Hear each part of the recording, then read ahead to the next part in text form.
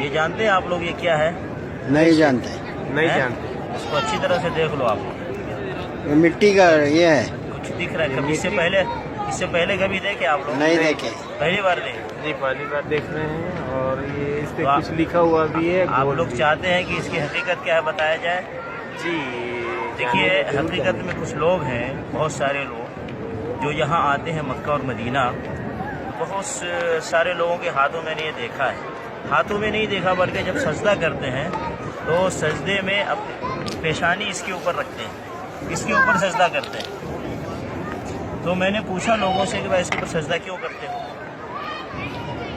تو ان کے مسلک میں یا ان کے عقیدے میں یہ بتایا گیا ہے کہ اس کے اوپر سجدہ کرنا ہے. اب یہ بناتے کس چیز سے ہیں؟ کسی بھی آل رسول صلی اللہ علیہ وسلم کی قبر سے، تربت سے مٹی لیتے ہیں اور یہ چیز بناتے ہیں، اور بنا کر کے پھر جب نماز پڑھتے ہیں تو اس کے اوپر سجدہ کرتے ہیں. بڑے تعجب اور افسوس کی بات ہے کہ وہ نبی علیہ الصلوۃ والسلام کے طریقے کی مخالفت کرتے ہیں. نبی علیہ الصلوۃ والسلام جب سجدہ کرتے تھے تو کیا اپنے پیشانی پہ کے نیچے کچھ رکھتے تھے اس طرح کی چیز بنا کر؟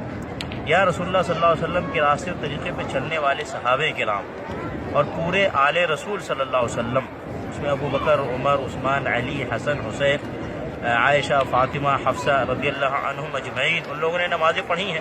کیا ان لوگوں نے سجدہ کرنے کے بعد اس طرح کی کوئی چیز رکھی تھی اپنے پیشانی کے نیچے؟ نہیں رکھی تھی، قطعاً نہیں رکھا تھا. تو اب یہ رسول اللہ صلی اللہ علیہ وسلم کی بھی مخالفت ہے، اور آل رسول صلی اللہ علیہ وسلم کی بھی مخالفت ہے، اور صحابہ کرام کی بھی مخالفت ہے. خاک پر سجدہ، سجدگاہ ایک ایسا عنوان ہے کہ جو قرآن و سنت سے ثابت ہے.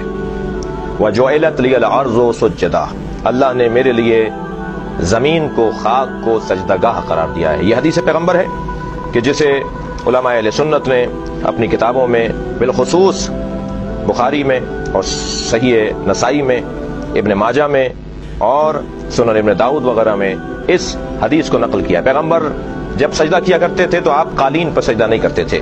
پیغمبر اکرم کپڑے پہ سجدہ نہیں کرتے تھے، بلکہ آپ نے اپنے ایک صحابی کو دیکھا کہ جو نماز پڑھ رہے تھے اور ان کا امامہ زمین کے اور ان کے درمیان حائل تھا، ان کے ماتھے میں ان کی پیشانی اور زمین کے درمیان حائل تھا.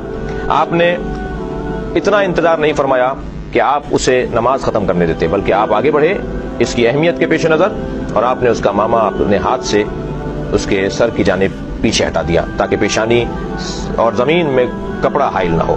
لہذا کپڑے پر سجدہ یہ پیغمبر اکرم کی سنت سے ہٹ کرے. السجود علی الخمرہ، یہ کتب اہل سنت کے اندر پورا باب ہے. خمرہ، ٹھیکرے پہ سجدہ، اور مٹی، پختہ مٹی پہ سجدہ، یہ پیغمبر کی سنت ہے. پیغمبر اکرم کپڑے پہ سجدہ نہیں کرتے تھے. ایک شخص کہنے لگا کہ آپ سجدگاہ پر سر رکھ کے سجدہ کرتے ہیں. کبھی اگر کوئی کسی کی عبادت کر رہا ہو تو اس پہ چڑھتا نہیں ہے، اس پہ بیٹھتا نہیں ہے، اس پہ سوار نہیں ہو جاتا. ہم خانہ کعبہ کی عبادت نہیں کرتے، خانہ کعبہ کی طرف رخ کر کے اللہ کی عبادت کرتے ہیں. لہذا خانہ کعبہ کی چھت پر کھڑے ہو کر بھی اذان کہی جاتی رہی ہے، نبی کے زمانے میں بھی اور بعد از پیغمبر بھی. اسی طرح اگر سجدگاہ، جو خاک جس پر ہم سر رکھ کر سجدہ کر رہے ہیں، اگر ہم اس کو سجدہ کر رہے ہیں تو کبھی بھی اس پہ سر نہیں رکھیں گے، بلکہ اسے اپنے سر سے آگے رکھیں گے، تب جا کر اس خاک کا سجدہ شمار ہوگا. کربلا سے پہلے مطلقاً خاک پر سجدہ ہوتا ہے، لیکن چونکہ وَطَابَتُ الْأَرْضُ الَّتِي فِيهَا دُفِنْتُمْ، معصوم فرما رہے ہیں کہ وہ خاک جس میں آپ حسین دفن ہو گئے، اے اصحاب پیغمبر جس خاک میں آپ دفن ہو گئے، وہ خاک طیب و طاہر ہے. لہذا جب خاک پر سجدہ کرنا ہی ہے تو پھر وہ خاک جو طیب و طاہر زیادہ فضیلت رکھنے والی ہے، اسے اگر سجدہ کا قرار دے دیا جائے تو بالکل ٹھیک ہے. ایک شخص نے ہم سے کہا کہ آپ خاک پر سر رکھتے ہیں، آپ سجدگاہ پہ سر رکھ کے سجدہ کرتے ہیں، لہذا آپ شرک کرتے ہیں. میں نے ان سے پوچھا کہ آپ کہاں سر رکھتے ہیں؟ کہنے لگے ہم ہر جگہ رکھ لیتے ہیں. تو میں نے کہا پھر بڑا مشرک کون ہوا؟ جو ہر جگہ سر رکھ لے اس کے اوپر تو کوئی اعتراض نہیں، اور جو مخصوص جگہ پر سر رکھے اور پاک اور خاک پر سر رکھے اسے مورد الزام ٹھہرا جائے. کتب اہل سنت کے اندر السجود علی الخمرہ ایک پورا باب ہے سجدگاہ کے عنوان سے. پیغمبر نے کبھی کپڑے پہ سر نہیں رکھا، ہمیشہ پختہ مٹی پر اور ٹھیکرے پر اور خاک پر سر رکھا ہے. یہی سنت پیغمبر ہے.